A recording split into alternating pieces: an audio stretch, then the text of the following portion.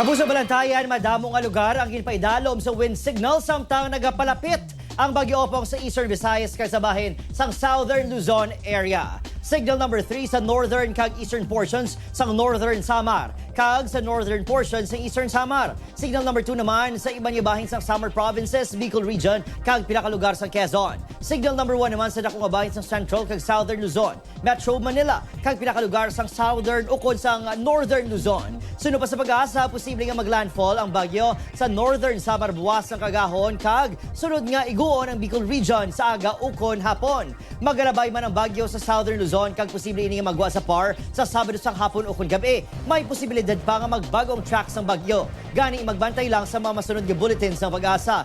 Ginapabaskog nga sang Bagyo Opong ang habagat nga magadalas ang pagulan sa madamong nga lugar sa pungsod. Base naman sa datos sa Metro Weather, may pag-ulan sa halos bugos sa Western Visayas ug Negros Island Region. Posible man ang pag-ulan sa nabiling gabahin sang pungsod.